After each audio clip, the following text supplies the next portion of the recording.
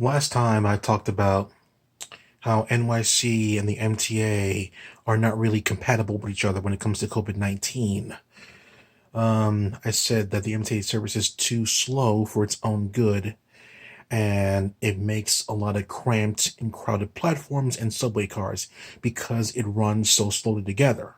Because it runs so slowly, you got to pack everybody in there as much as you can so they can get where they need to go. And that creates a problem because in COVID-19 era, you're supposed to be separated.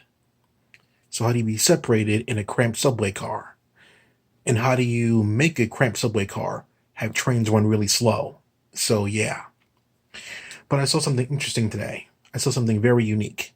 It was around 4 o'clock in the afternoon around my way, and buses were running really, really fast and frequently.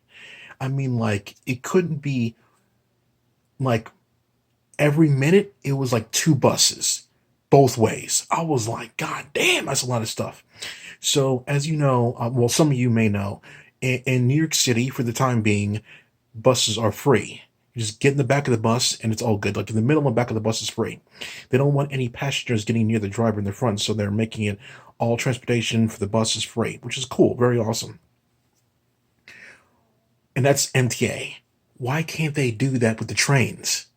I mean, like the driver in a train should feel very secure in his own little bubble in the front and in the conductor area. Both the middle and the conductor car are important for the cars and the train service, right?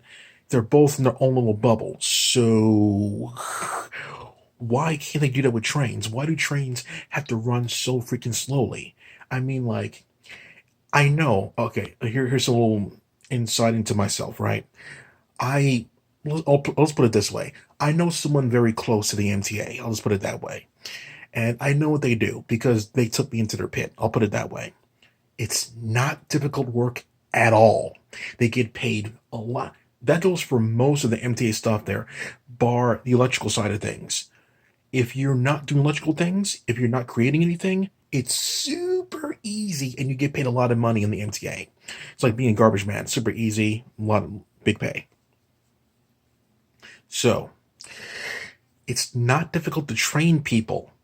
So they need to get more trains in there because what I saw today was something I hope would happen and it did. When I got in the bus today, I was concerned about, everybody cramping in the back. But because the bus was so freaking large and like it was running so frequently, hardly anybody was on there. There was like five people at the most in the entire back there, maybe made for like 30 people. We were all separated. We weren't like sitting in the same seat or anything like that. It was all separated. And when several people got on, I got off. It was like very simple. I took two stops here, maybe here and there, very simple stuff there. So I had a feeling this would work, and it looks like it does work. But of course, because my words won't ever reach the MTA when it comes to the train service or anything like that, it's going to be what it is. The buses are running like it's not crowded at all, at least around the area that I was in, because everything's closed down and there's nowhere really to go other than supermarkets and stuff like that. Hardly anybody's going outside, but yet buses are running very frequently and they're free. The train you still got to pay for, and you're paying for slow service. And you have a high chance of getting the COVID-19 in cramped platforms and subway cars.